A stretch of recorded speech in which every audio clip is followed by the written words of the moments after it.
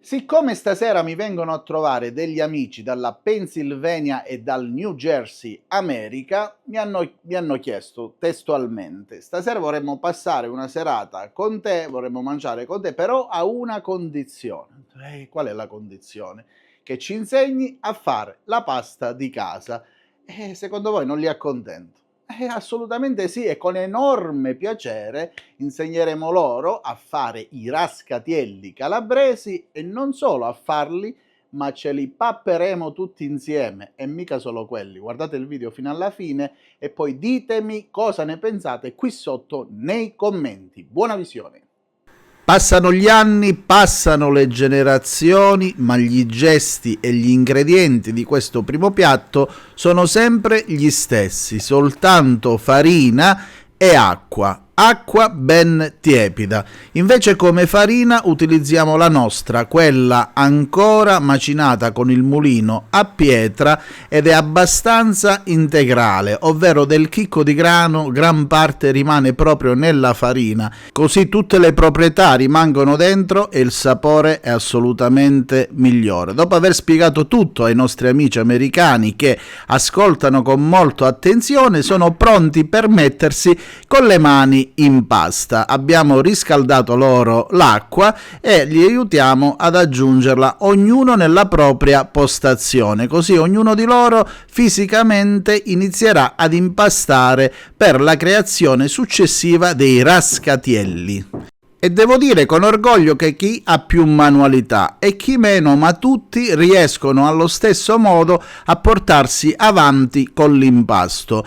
Per regolarci con i quantitativi abbiamo messo più o meno mezzo chilo di farina, 200 ml di acqua. Mi raccomando, acqua abbastanza tiepida. E dopo aver creato l'impasto, lo abbiamo lasciato riposare qualche minuto, iniziano ad allungarlo e a creare i primi tocchettini di pasta per procedere poi alla creazione vera e propria del rascatiello mediante lo sfregamento di 2 dita con l'impasto direttamente sulla tavola da lavoro. E con immensa soddisfazione da parte di tutti, ecco coniati i primi rascatielli.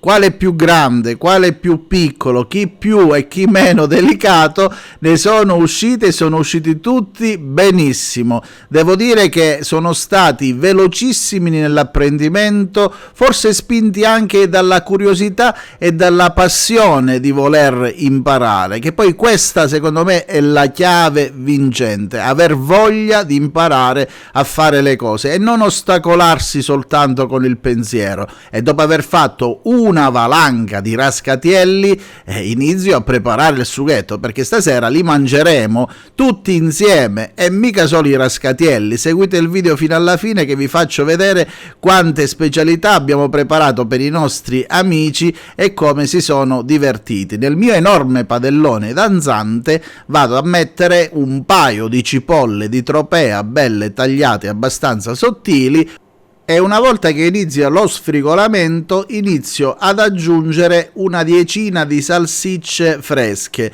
Le vado a rompere così con le mani a tocchetti e ho spiegato loro come è stato fatto l'impasto, cioè con peperone rosso dolce in polvere, finocchietto selvatico, sale e carne buona di maiale. Vado a sfumare successivamente con un bel bicchiere di vino rosso di Verbicaro e tutto il fondo del padellone viene deglassato e il profumo è spettacolare. Al momento giusto vado ad aggiungere i pomodori pelati e poi successivamente una bella presa di sale.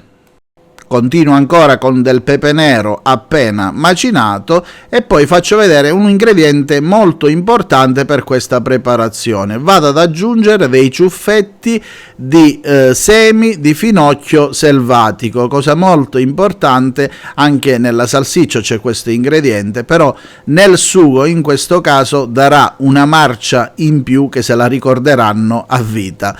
Ok, l'ho lasciato a ciuffi, così poi al momento giusto, quando avrà dato tutto il suo profumo, lo andrò a rimuovere. Nel frattempo l'acqua di cottura già salata e in ebollizione, andiamo a svalangare i 2 cestelli di rascatielli. Abbiamo un po' esagerato, devo dire il vero, ma poi hanno preso la mano e sono andati come una macchinetta. Ecco, prima di tuffare i rascatielli nel sugo vado a togliere i rametti con il finocchio selvatico e via in successione con l'aggiunta della pasta nel sugo. In tutto ci abbiamo impiegato sì e no una mezz'oretta e abbiamo fatto rascatielli forse per 12-13 persone.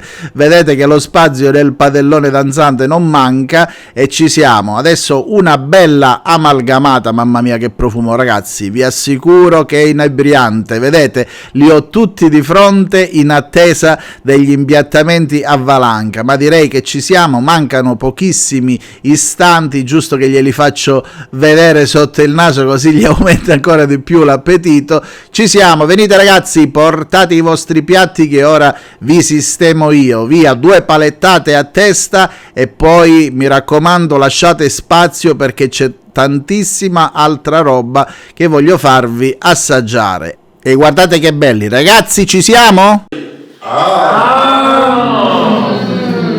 Good. You like? Sausage. Amici miei, devo dire che come inizio non c'è male. Ho messo il formaggio e anch'io vado ad assaggiare, però ci mancava giusto quel tocco di piccante. Vado a tagliarci un bel peperoncino rosso diavolicchio diamante. Li ho seminati tutti sul tavolo e dopo il primo con annesso bis c'è carne di suino nero al sugo. A seguire ancora come contorno peperoni, melanzane e salsiccia stagionata, gli ultimi peperoni e melanzane della stagione, ma ho girato tutto il campo per trovarne un po' qua e un po' là perché ci tenevo davvero a farglieli assaggiare. E oltre a gustare tutte queste bontà insieme è bello anche comunicare con loro. Dry sausage, not the fresh sausage. Give me your opinion. It's good? Peppers. E cari amici che guardate il video, secondo voi stanno apprezzando? Lasciatemi qualche commento e fatemi sapere cosa ne pensate voi. Nel frattempo io gli sto riscaldando patate e cipolla rossa di Tropea, belle attaccate, e a seguire un bel vassoio di salumi con la nostra salsiccia sia dolce che piccante e poi il capocollo calabrese. Ecco qua il vassoio, il salume ci vuole. E poi parlavamo di peperoni secchi, che noi siamo vicini alla Lucania, i peperoni cruschi li conoscono, li hanno sentiti, però mentre ne parlavano, sai cosa ti dico? Prepariamoli così li assaggiamo tutti insieme e a tavola, così come eravamo seduti, ne abbiamo puliti un po' e poi in un attimo ci siamo spostati nel padellino dove l'olio caldo era pronto ad accogliere i peperoni cruschi. Guardate che bel colore, ho spiegato loro che questi ogni sera vanno rientrati a casa durante l'estate quando li facciamo seccare perché non devono prendere l'umidità. Proprio così otterranno e manterranno questo bel colore rosso fuoco. Can you have it? Take one with your fingers. Ready? Yeah, finger food. Crunch test, no crash. No. Hey. Oh, wow. She goes, oh, wow. My friend, test please.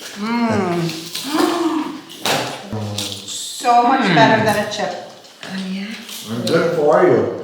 Just better. So good. Really? It's really good.